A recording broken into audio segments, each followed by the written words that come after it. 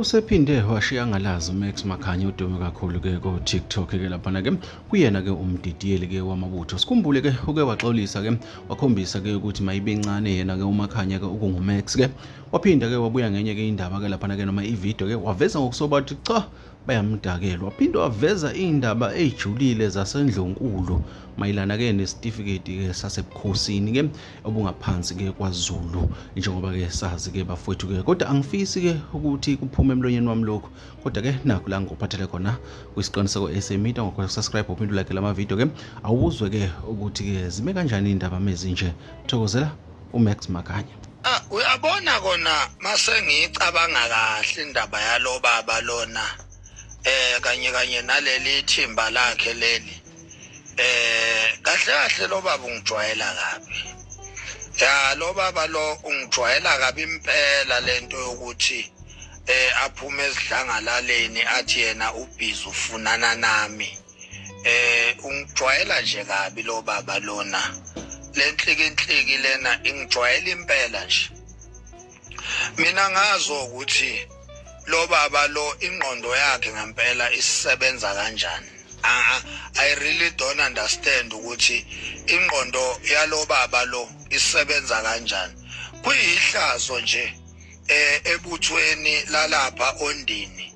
ukuthi liholwa indoda enengqondo esebenza kancane njengalo baba. Kuyihlazo nje kakhulu lo baba ulithela ngehlazo ibutho lasondini. Ibutho ngiyalihlonipha lo baba iposition yakhe kumele ngabe uhloniphekile kumele ngabe ngiyamhlonipha ngoba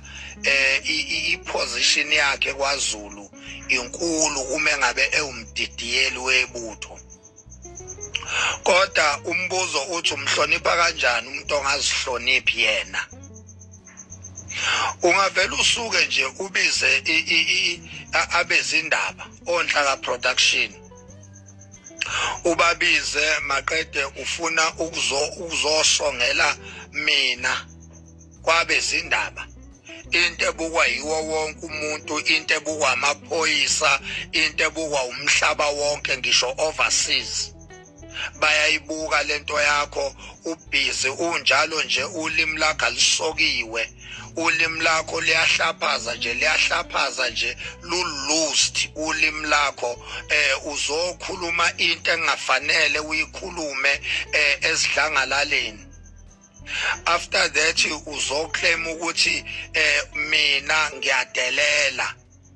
ngidelela kanjani mina wena ukwazi ukukhuluma izinto ezibucayi kangaka uyikhulume esidlangalaleni ubiza bezindaba uzokhuluma izinto zokusabisa umuntu eSouth Africa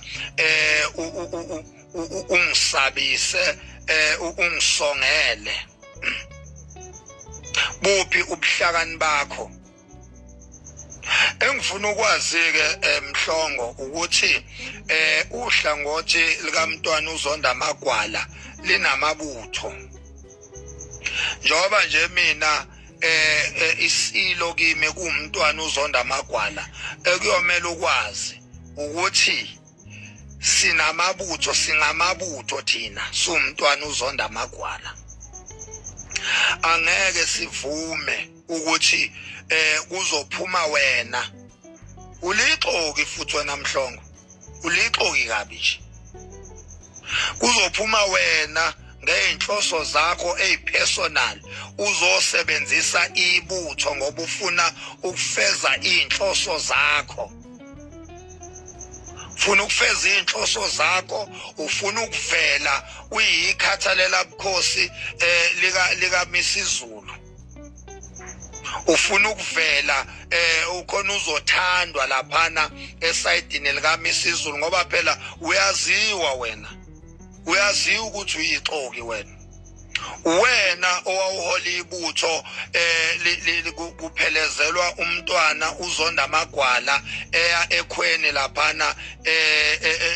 ikuphi isenquthu noma isemtuba wena owawuhola ibutho usohlangothini likaMntwana uZonda Magwala la ngikhona mina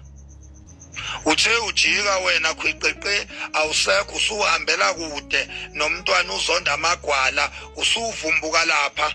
ngaphesheya kwamntwana uMisizulu ulixoki kabi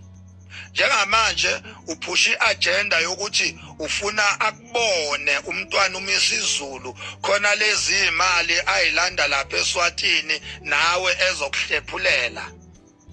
uphusha nje iagenda yakho epersonal ufuna ukusebenzisa ibutho kube ngazuthi manje kunebutho elingalifuni iqiniso kanti wena uzonda iqiniso ngenxa yokuthi ufuna ukubenefita lapha kumntwana uMisizulu manje ezibhlungu ke ngikuphathele zona Sipho Mhlongo ukuthi angeke ubenefite lutho lapha kuMisizulu ukude kabi baningi kakhulu abantu ababenefitayo lapha baningi kakhulu abantu ababenefita lapha kule stockfella sika Misizulu ngeke ubenefite lutho wena angiphathi ke futhi njengoba isitifiketi inkantolo seyasidabula nje njengoba uMisizulu vele ngokomthetho engesesona isilo ngoba phela isitifiketi inkantolo yamchitha ngecala yayisisidabula uyobenefita nini ke wena ngoba njengamanje we are on the road to inkosi isila uzonda amagwala ukuthi ahlale esihlalweni sakhe ngokusemthethweni iyona nto leyo manje uZulu okumele ayinake ukuthi umntwana isilo uzonda amagwala sihlale esihlalweni saso ngokusemthethweni ngoba vele ngokomthetho inkantolo yasidabula isitifiketi sika Misizulu akasesona isilo so wena baba uMhlongo kumele ngabe impela ungohloniphekileyo esikhundleni sokuba umdidiyelo wamabutho kodwa ngenxa ukuthi awuzihloniphanga wena sizokuhlonipha kanjani thina lento nje yokuthi ubize onhlaka production uzo addressa mina ungisongele ukhuluma indaba zokuthi kuyophela inhlamvu uchaza ukuthini mawuthi kuyophela inhlamvu uchaza ukuthi uzongidubula uzothumela inkabi zakho ukuthi zingilande zingidubule mawuthi kuyophela inhlamvu athini lawo mazwi uma elalelwa abomthetho mayelalelwa inkantolo mayelalelwa amaphoyisa athini lawo mazwi uma ngabe ngempela uMax Makhanya esedutshuliwe athini amazwi athi kuyophela inhlamvu ungifuna ngapha nangapha ungifuna uthuli sewubuya koMbumbulu ubuya koMayville uphezulu manje koGoli koNdonga ziyaduma uthi ufuna uMax Makhanya umfuna la futhi kuyophela inhlamvu athini lawo mazwi lawo uma ngabe elalelwa inkantolo igazi lami selichithekile funa ukukutshela ukuthi wena nethimba lakho ngeke ningenze lutho Mhlongo ngeke nje ningenze lutho uyangisabisa ungisabisa ngamasemba nalabo nuka isihlama labo manwayindunu inkabi zakho lezi othi uzithumelela eGoli ukuthi ziyofuna mina omanwayindunu labo bathumele eGoli ukuthi bayofuna mina osihlama bonke labo ngibalindele eksene emintambama phakathi kwamabili ngeke baze bangenze lutho ya ngisho ngaphuma wena uqobo ngeke nize ningenze lutho so ngicela niyeke nje ukulona ingijwayela kabi ningisongela ngamasimba ngoba ngeke ningithinte ngeke ningenze lutho ya